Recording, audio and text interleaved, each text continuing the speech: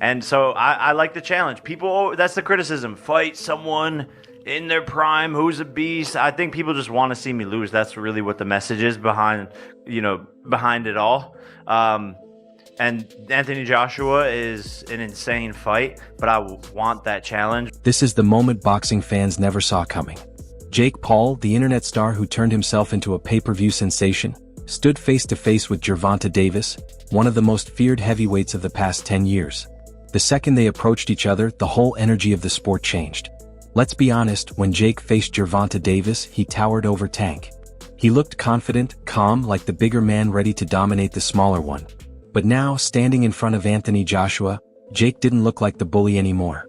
He seemed like the one who could get outmatched. And everyone watching felt it instantly. This fight is unreal. I've been going, I just talk about Anthony and I don't have, I'm global, so it's just such a good fight for the sport of boxing. And people will think I will die, but I will show them why I can rise against all odds and beat him. Not everybody thinks you'll die. Tyson Fury says you'll knock Joshua out. What's your response to that? Smart guy. He sees what I see, I think, which is a weak chin in Joshua and a guy who's very, very beatable. Now, it's the 50th anniversary of Rumble in the Jungle in Congo. Could you imagine you fighting Anthony Joshua there at the site of Ali Foreman? That's a genius idea. It's possible. It's possible. That's what we should make happen. And lastly, if this is happening, what's your final word to Joshua as you leave Wembley, where you may face him next? Man, I'm going to embarrass you in front of the whole world and steal your whole legacy and embarrass you. The face-off was intense. Jake tried to hold on to his signature smirk, the same confidence he brings to every event. He spoke boldly, claiming he can beat AJ. He pointed out weaknesses in Joshua's game. He said size doesn't intimidate him. He insisted that belief is everything. And he kept saying it with the same unwavering confidence he always shows. I want to fight Anthony Joshua, exclusive, because I know that I will beat Anthony Joshua. I know I will beat. Knocked out, right? Yeah. He doesn't have a chin, and he has no skill, and he's stiff. And I love you, Anthony. We're friends. But I want to fight you. I will beat Canelo. I will beat a lot of people. I will not beat David Benavidez. But then you look at Joshua. Calm, quiet, composed, completely unshaken. AJ didn't have to say a word because his presence said it all. One man looked like he was facing the toughest challenge of his life. The other looked like he was about to handle the easiest win of his career. They ran from. I delivered what he asked for $50 million for.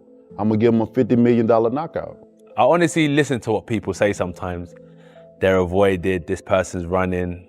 I honestly think some people are deluded. Really, I do think that they've got some sort of a long-term concussion because no one's running. In terms of 50 million, I'm a businessman. If there was 50 million on the table, you think I'm not going to take it for a fight? And that's what makes this face-off so different.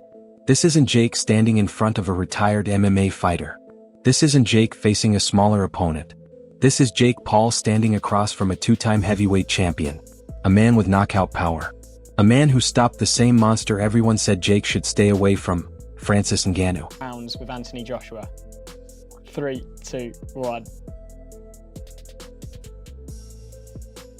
You've seen he's called him out, presumably. Yeah, in 2026. I mean, that's like me saying I'm going to go for the gold at the 2028 Olympics for surfing. It's clickbait, but he might just be mad enough to have a go. It's very dangerous. Very dangerous. I mean, you saw a guy who has the same size as AJ and who has much more ability than Jake Paul, which is Francis Ngannou. And you saw what happened to him, and that was scary for a while. So, yeah, we can joke about it, but I don't recommend it for Mr. Paul. I like Jake. He's a good promoter, very good promoter. And he's a funny guy. He's got a great sense of humour, got good people around him, the key, so they know their business. There's a massive weight disparity, and that's a tough thing to give away, especially with somebody who's got so much physical advantage over him, and he's a young guy, AJ. He's not an old guy, he's a young guy. Will it happen? Who knows? Anything happens sometimes in our sport. But I think that is a big ask of Jake beating him. Big up. The moment this face-off hit social media, everyone reacted the same way. Jake Paul has lost it. How does a guy go from fighting Gervonta Davis, a fighter half his size, to facing Anthony Joshua, a 250-pound heavyweight with knockout power in his fists? How do you jump steps that huge? How does that even add up? You've gone from a 250-pound world heavyweight champion to 135-pound, 5'6". I mean, it's bizarre. You know, you've got a cruiserweight fighting a lightweight. But to see how we got here, you have to go back to the chaos that led to this moment. Jake Paul wasn't meant to face Anthony Joshua today. He was supposed to fight Gervonta Tank Davis. That fight had the entire sport talking. Fans were picking sides and the hype was through the roof. Jake was the bigger man by far. Many genuinely thought Jake could beat Tank just because of the size advantage. Oh, he shouldn't? But you don't think? Sorry. So, I thought we were all unanimous here. Do you think that Jake? Shouldn't. You think Jake Paul beats Gervonta Davis? 70 pounds is 70 pounds. Gervonta Davis is very small. 5'5". He's tiny, bro. 5'5". That's You what I'm got saying. Jake Paul He's a 6'1". little man. If Jake Paul's tucking up, move on, and absorbing punishment and walking forward, then look, there's a way. But that whole storyline fell apart overnight. Tank's legal troubles blew up. His ex filed charges for kidnapping and battery. Lawyers stepped in, court dates were set, and the fight with Jake Paul was canceled immediately. Tank Davis did something awful again, and no, it wasn't scheduling another fight with Jake Paul. He beat a woman. Again. And once again, I'm not talking about Jake Paul. If you know Tank Davis, you know he has a lot of run-ins with the law. But this is actually a civil suit over a certain criminal case that was dropped earlier. And while everyone is innocent until proven guilty, this looks really bad for him. While all the details aren't out, we know for the details from the original case, which was basically a shut case with a lot of evidence that he did it. That, along with his prior incidents, innocent until proven guilty, but yeah. You know, if you do something like 6 times, people are going to believe you did it the 7th. So why is this coming up again? Well, now we talk about Jake Paul. There were a lot of theories that the reason the original charges got dropped, despite it being pretty clear that he was going to get convicted, was he convinced her to stop pressing charges so that he can actually schedule this Jake Paul fight. Because it was announced the day after the charges were dropped. The Jake Paul fight isn't for another week, so does this put this in jeopardy? No, probably not, because it's a civil lawsuit. But I don't know how keen Netflix is going to be promoting a massive fight for tens of millions of people to see with one of the stars being on trial for something like that. So I'll let you know more as more details come out, but I don't think it's gonna get canceled, but it might. What do you guys think? It wasn't negotiable. It couldn't be saved. Tank was overwhelmed by legal problems, and Jake saw months of preparation go up in smoke.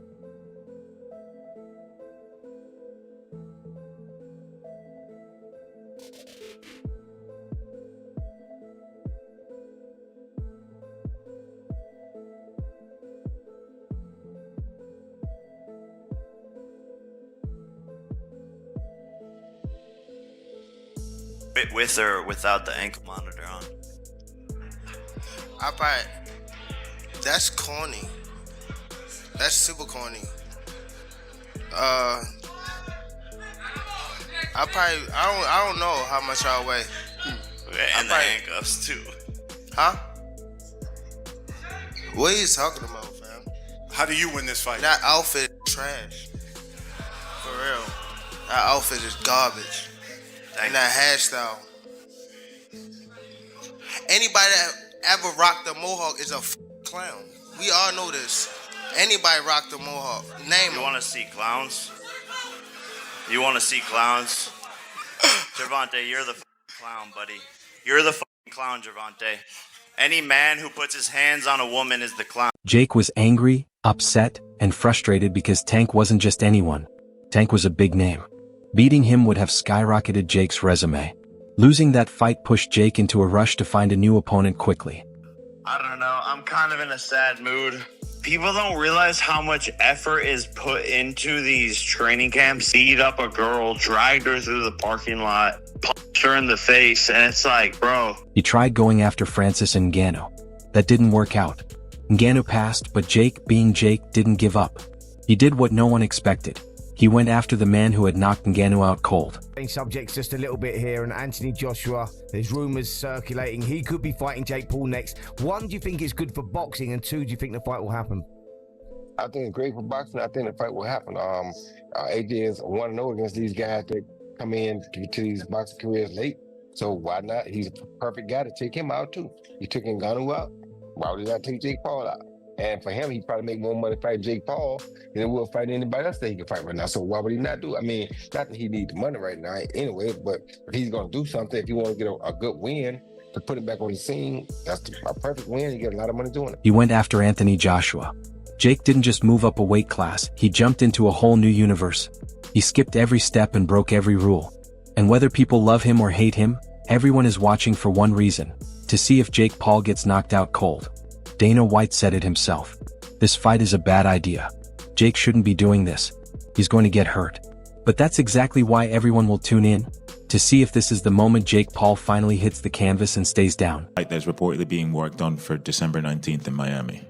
Did I see the fight being worked on December 19th in Miami? Yeah. No. Do you know which fight I'm talking about? No. Fair enough.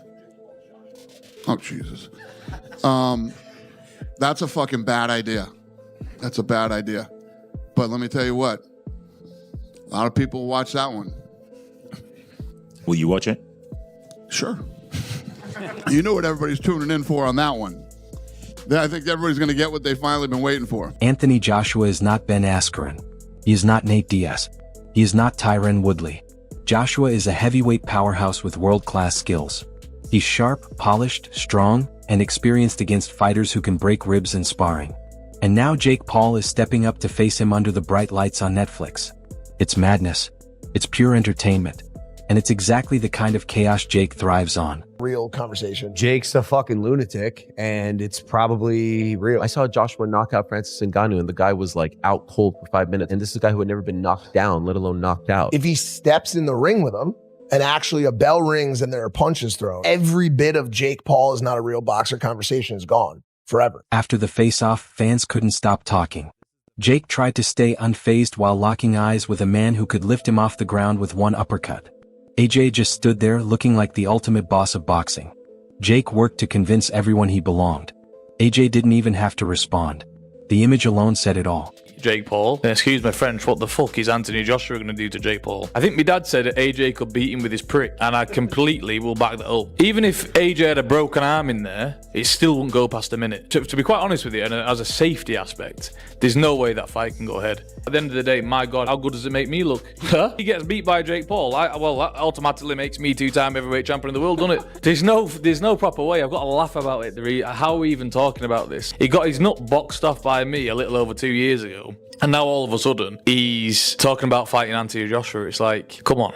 Like, you can't be serious. You can't beat me. I'm not Anthony Joshua, am I? So it's just ludicrous. It really is. But the wildest part is that Jake has wanted this fight for a long time. People think this matchup came out of nowhere, but Jake has been hinting at it for years. He always said he wanted to test himself.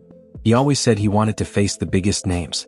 Yet, even with all that confidence, no amount of time can fully prepare him for someone like Anthony Joshua. You want Anthony Joshua? Yeah. You really want Anthony Joshua? Not only do I want him, but we're fighting next year. But you saw him against Francis Ngannou, right? Yeah, he's a beast. This is what I'm saying. I want something that wakes me up. I want to wake up and be like, oh man, my life's on the fucking line. That type of shit excites me, bro. I need that challenge. I need that fucking crazy badass. We're going to fucking War 300 Spartan shit. It's in my soul. It's in my DNA. Jake can train for months or even years, but facing AJ is a whole different level, a different world, a different universe. That's why people are calling this the craziest decision Jake Paul has ever made. The pros have started weighing in. Some are laughing. Some are calling it suicide. Some say Jake is delusional. But almost everyone agrees on one thing. This fight only ends one way: Anthony Joshua dropping Jake Paul hard. Jake Paul, mate, do not do that, not for $1 billion, my pal. Don't do it. Don't do as the others have done. Do not take dives. If he fights, you knock him dead as a nit, and good luck with it. Tyson says he's going to bet £1 million on Jake Paul knocking out Joshua. This is what I'm saying. How does that work? He can't, can he? Anthony Joshua could knock Jake Paul out with his dick. So if it goes any other way, you know... You give me the headline there, by the way. If it goes any other way, you know it's fucking fixed. But here's the thing. Jake Paul might leave this fight in an ambulance, but he's also walking away with one of the biggest paychecks of his career. And AJ will too. This is a huge money event. Netflix numbers are set to skyrocket. Streams will explode and both fighters will walk away with very heavy pockets. Interview 17. This is the business side of boxing. Jake knows it. AJ knows it. And that's exactly why this fight is happening. When you mix danger, chaos, fame, and money, the sport becomes unpredictable. And Jake Paul thrives on the unpredictable. Paul. I don't like that fight. No? I don't mind it. Listen, I get why AJ would do it. It's big money you're going to get, and you know. But to me, he has to go in there and brock up Jake Paul, and he ain't going to do it, innit? Because there's probably some sort of. Well, you don't think he can brock up Jake Paul? No, I don't think he'll go out there. He'll go out there and school him, but he won't.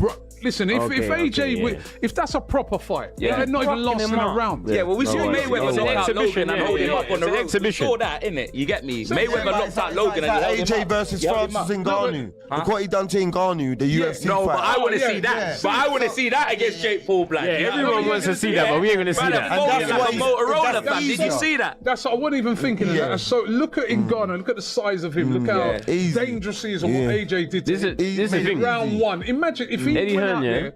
That's why I can't take that serious. Eddie Hearn saying he was supposed to do an undercard fight anyway, against someone that no one knows. But he's going to do 8 rounds against Jake for tens of millions. So he's still getting his little run out before the new year. Broski. And then he's supposed to fight Fury next year. That's what Turkey's saying. Don't you as a boxer, don't you get infuriated with these type of fights? Be real. Nah, what are you talking about? If you get offered a Jake Paul fight and you tell me you're not taking it, bro, I'll lose it. Wait, hang about. Them things they change your life. He started all of this. Him. He started. But influence on both. He had his fight with Tank cancelled. He got turned down by Ngannou, and instead of backing down, he stepped up into the most dangerous lane imaginable. This is the fight everyone is calling a bad idea but can't stop watching. And that's exactly why it will be one of the biggest events of the year. Jake believes he can shock the world. The world believes AJ will shock Jake's spine. Now it's only a matter of time before the bell rings and the truth is revealed under those lights. Knocks on your door and says, do you want to fight Jake Paul for 100 million? You're like, you'd be stupid to say no. No, I don't want that 100 million for what would be and will be and should be easy work for AJ. Like, well, why are you going to turn down 100 million? AJ should and could, more should, knock out Jake Paul in a round. Like if Jake Paul was over here fighting under our British Boxing Board of Control, I don't think it would be a Southern Area Cruiserweight champion. AJ is a former unified heavyweight champion of the world that I still believe is a top 10 heavyweight in the world. Just, like AJ should be able to destroy him. AJ is going to be 60 pounds or so bigger than him. AJ hits like a truck. AJ is a better boxer. Like this is a no contest from the beginning. Yeah, no, that we're gonna plan that for 2026. I talked to Anthony on the phone. You know, he called me up and was like, "I saw you call me out," and he's like, "Let's run it. Let's make it happen." Whatever happens on fight night, one thing is clear. Jake Paul isn't afraid to chase the impossible. Anthony Joshua isn't afraid to punish overconfidence. And the fans aren't afraid to watch chaos unfold live. This is Jake Paul versus Anthony Joshua. This is the face-off that changed everything. This is the fight nobody asked for, but everyone will watch.